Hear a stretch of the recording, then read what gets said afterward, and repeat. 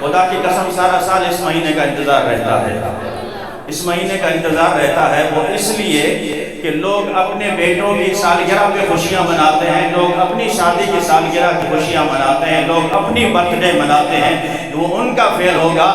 کوئی اگر ہمارے جگر سے پوچھے نا، ہمارے دل سے پوچھے، ہم اصل میں کس کی سالگرہ مناتے ہیں، ہم کس کا یوم مناتے ہیں؟ ہم یوم نبی مناتے ہیں۔ ہم اور یہ پھر یوم 1500 سالہ یوم ولادت رسول پاک ہے۔ 1400 سال میں بھی ہم نہیں تھے، 1400 سال جب یہ یوم جشن ولادت منائے گئے ہم نہیں تھے، اس میں 1500 سالہ منایا جا رہا ہے، ہم موجود ہیں، 1600 سالہ میں ہم نہیں ہوں گے۔ لہذا آج کی خوشی کا آپ کو اندازہ ہونا چاہیے کہ اس مہینے میں ہم نے کس عقیدت و احترام سے حضور کا میلاد منانا ہے۔ لیکن ایک عشق ایسا ہے جو صرف مسرور ہو کے کیا جا سکتا ہے، مجبور ہو کے نہیں کیا جا سکتا۔ یہ ذہن نشین کر لیجئے، اگر آپ بیمار ہیں، فرض ادا کرنا ہے، نماز پڑھنی ہے، لیٹ کے پڑھیں، کھڑے ہو کے پڑھیں، لیکن ہر حال میں پڑھنی ہے، چاہے آپ کی مجبوری ہو۔ لیکن عشق وہ ہوتا ہے جو صرف خوشی کی حالت میں ہوتا ہے، مسرور ہو کے کیا جاتا ہے۔ یہ میلاد مسرور ہو کے منایا جاتا ہے، مجبور ہو کے نہیں۔ جشن آزادی آیا، آگے گزر کے چلا گیا، سب نے منایا، کسی نے کوئی فتویٰ نہیں لگایا۔ سنا کسی سے کوئی فتویٰ لگانے والے بھی جھنڈا چڑھا رہے تھے اوپر۔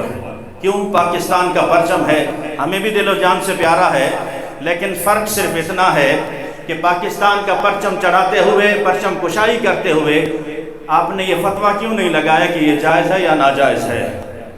جب ہم نے نبی کا جھنڈا اپنے ہاتھوں میں تھاما اور حضور کے میلاد کے نعرے لگائے تو فوراً فتویٰ لگ گیا کہ یہ تو شرک ہے، یہ تو بدعت ہے، یہ ناجائز ہے۔ تو اس لیے میرے ساتھیوں، میں نے پہلے کہا کہ عشق مسرور ہو کے کیا جاتا ہے، مجبور ہو کے نہیں۔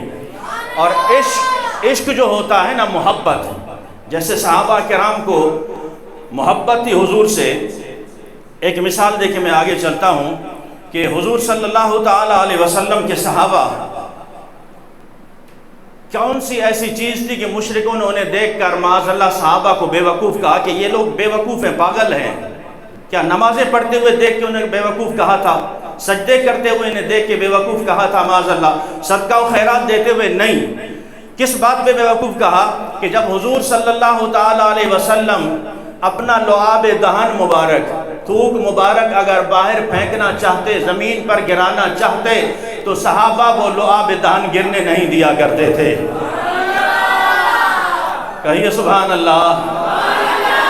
یوں ہاتھ آگے کر لیتے تھے، یوں ہاتھ آگے کر لیتے، یا رسول اللہ یہاں پھینکیے، یہاں پھینکیے۔ اچھا، وہ تھوک مبارک، لعاب دہن مبارک جب حضور صلی اللہ تعالیٰ علیہ وسلم کے صحابہ اپنے ہاتھوں پر لے لیتے، کیا وہ باہر جا کے پھینک کر پھر ہاتھ دھو لیتے تھے؟ نہ میرے ساتھیوں، عشق خود اپنے فیصلے کرتا ہے۔ عشق نہ کوئی کتاب کھولتا ہے، عشق نہ کوئی ثبوت مانگتا ہے۔ یہ تو ہمارا کمزوروں والا عشق ہوا نا، میلاد آیا کہ بھئی ایک میسج چل گیا کہ میلاد منانا ناجائز ہے، اب پوچھتے رہیں گے کہ میلاد کا ثبوت کہاں سے ہے؟ مولانا صاحب ہمیں جو ہے نا میلاد کا ثبوت دیجئے، تقریر ایسی ہو کہ پکے دلائل ہوں۔ سارا سال شادی پہ ڈھول پیٹتے رہے، کبھی ہم سے نہیں پوچھا کہ ڈھول بجانا جائز ہے کہ نہیں۔ سارا سال حضور صلی اللہ تعالیٰ علیہ وسلم کی شریعت کو پامال کرتے رہے، کبھی نہیں پوچھا کہ شریعت کا راستہ کون سا ہے۔ سارا سال حرام کھاتے رہے، کبھی نہیں پوچھا کہ حلال کا طریقہ کون سا ہے، حلال روزی کمانے کا طریقہ کون سا ہے۔ لیکن جب میلاد کی باری آتی ہے، لوگ پریشان ہو جاتے ہیں کہ ہمیں دلائل چاہیے، ہم مدلل تقریر سننا چاہتے ہیں۔ آؤ میں بتاتا ہوں، جو عشق کرتا ہے وہ دلیل نہیں مانگا کرتا، جو اپنے محبوب سے عشق کرتا ہے وہ دلیلیں نہیں مانگا کرتا۔ اس کی وجہ کیا ہے کہ صحابہ کرام وہ تھوک مبارک لے کے اپنا چہرے پہ مل لیا کرتے تھے، اور جس صحابی کو یہ لعاب دہن نہیں ملتا، باقی صحابہ بھی دوڑ پڑتے تھے، وہ کہتے تھے یار کہ اپنا ہاتھ میرے ہاتھ میں مس کر تاکہ یہ برکت مجھے بھی عطا ہو، یہ برکت مجھے بھی مل جائے۔ اور پھر جب حضور صلی اللہ تعالیٰ علیہ وسلم وضو کیا کرتے تھے، وضو کا پانی مستعمل پانی ہے، اس سے دوبارہ وضو نہیں کیا جا سکتا۔ میں اور آپ اگر وضو کا پانی استعمال کریں، کوئی پیر ہو، کوئی سید ہو، کوئی بڑے سے بڑا ولی ہو، اس کے استعمال کا پانی آپ استعمال نہیں کر سکتے کہ آپ کا وضو نہیں ہوگا، چاہے کتنا بڑا بزرگ ہو۔ لیکن قربان جاؤں سرکار دو جہاں صلی اللہ تعالیٰ علیہ وسلم کے صحابہ جب حضور وضو فرمایا کرتے تھے، صحابہ دوڑ کر آگے جاتے تھے، پانی کا ایک قطرہ بھی زمین پر نہیں گرنے دیا کرتے تھے، ایک قطرہ بھی زمین پر نہیں گرنے دیا کرتے تھے۔ اب آپ اندازہ لگائیں 1400 صحابہ کرام جب ایک بار میں حضور صلی اللہ تعالیٰ علیہ وسلم کی طرف دوڑیں، اور ہر کسی کی خواہش ہو کہ یہ پانی مجھے مل جائے۔ اب 1400 کو انہیں نہیں مل سکتا تھا، جو رہ جاتے تھے پھر وہ اپنا ہاتھ آگے کرتے کہ تجھے تو یہ پانی ملا ہے، ذرا اپنا ہاتھ ہمارے ہاتھ سے مس کر دے۔ بس سوال صرف سادہ سا اتنا ہے، سوال صرف سادہ سا اتنا ہے کہ صحابہ نے کس حدیث میں یہ پڑھا تھا کہ اس طرح کرنا چاہیے یا نہیں کرنا چاہیے؟ صحابہ نے حدیث کو ہم سے زیادہ سمجھا، صحابہ کرام نے قرآن کو ہم سے زیادہ سمجھا ہے۔ کیا قرآن کی کسی آیت سے صحابہ نے یہ لیا تھا کہ اس طرح کرنا چاہیے؟ نانا میرے ساتھیوں، یہ چیز کرنے کے بعد کیا حضور نے منع فرمایا کہ آج یہ کیا ہے آئندہ نہیں کرنا؟ نہیں، حضور صلی اللہ تعالیٰ علیہ وسلم نے بھی منع نہیں فرمایا۔ بس یہی ہماری دلیل ہے۔ تم کہتے ہو کہ میلاد کہاں لکھا ہے، ہم کہتے ہیں کہ ہمارے نصیب میں لکھا ہے۔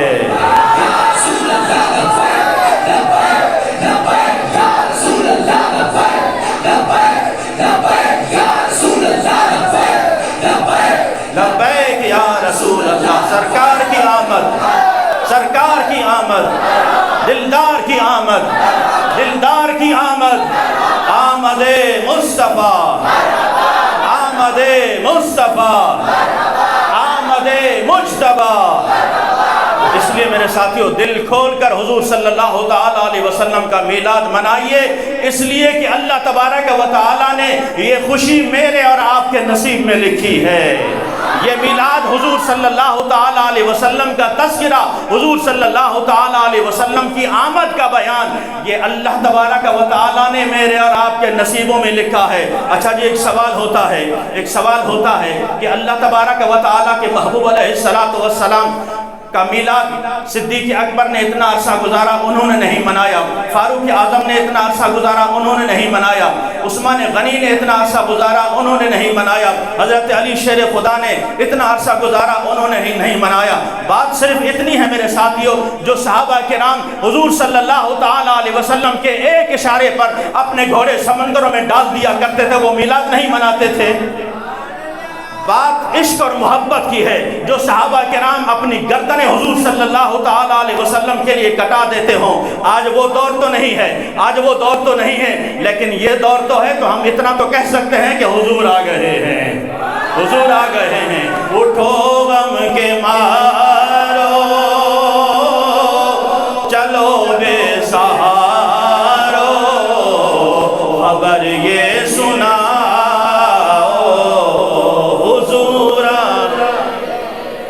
ابھی بھی آدھے خاموش ہیں، آدھے پڑھ رہے ہیں۔ شاید وہ مجھ سے ناراض ہو سکتے ہوں، لیکن حضور سے کسی کی ناراضگی نہیں ہونی چاہیے۔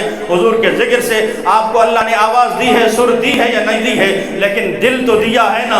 اس دل میں حضور صلی اللہ تعالیٰ علیہ وسلم کی محبت کو اجاگر کیجیے۔ خدا کی قسم آج دل سیاہ کیوں ہوتے جا رہے ہیں؟ ہم نے اس دل میں غیروں کی محبت کو ڈال لیا ہے، ہم نے اس دل میں اولاد کی محبت کو بسایا، لیکن حضور کی محبت کو جگہ نہیں دی۔ ہم نے اس دل میں ماں باپ کی محبت کو بسایا، لیکن حضور کی محبت کو جگہ نہیں دی۔ ہاں ہمیں قرآن نے یہ بتایا ہے، اولاد سے بھی محبت کرو، ماں باپ سے بھی محبت کرو، عزیز و اقارب سے بھی محبت کرو۔ کیوں کہ قل ان کان آباؤکم و ابناؤکم و اخوانکم و ازواجکم و عشیرتکم و اموال اقترفتموها و تجارت تخشون کسادها و مساکن ترضونها احب الیکم من اللہ و رسولہ و جہادا فی سبیلہ فتربصوا حتی یأتی اللہ بامرہ واللہ لا یہدی القوم الفاسقین۔ رب تعالیٰ نے فرمایا کہ ہاں اولاد سے بھی محبت کرو، ماں باپ سے بھی محبت کرو، بہن بھائیوں سے بھی محبت کرو، عزیز و اقارب سے بھی محبت کرو، لیکن جب بات میری اور اللہ کے محبوب کی محبت کی آ جائے، تمام محبتیں پیچھے رکھ دو، اللہ اور اس کے رسول کی محبت کو پہلے آگے کرو۔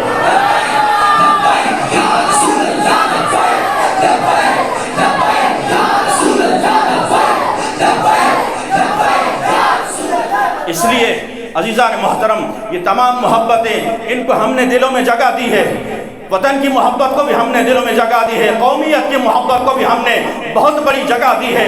آج اگر ہمارا دل خالی ہے تو محبت رسول سے خالی ہے، آج ہمارا یہ دل خالی ہے تو عشق رسول سے خالی ہے، آج ہمارا یہ دل خالی ہے تو محبت رسول سے خالی ہے۔ خدا کے لیے آؤ اس محبت کو، حضور کی محبت کو دلوں میں بسا کر دیکھو، خدا کی قسم ہر رشتہ احترام کا رشتہ نظر آئے گا، ہر رشتہ احترام کا رشتہ نظر آئے گا۔ حضور صلی اللہ تعالیٰ علیہ وسلم سے محبت کا دم بھرنے والوں، اپنے دلوں کو حضور صلی اللہ تعالیٰ علیہ وسلم کی محبت سے جگمگاؤ تو اسی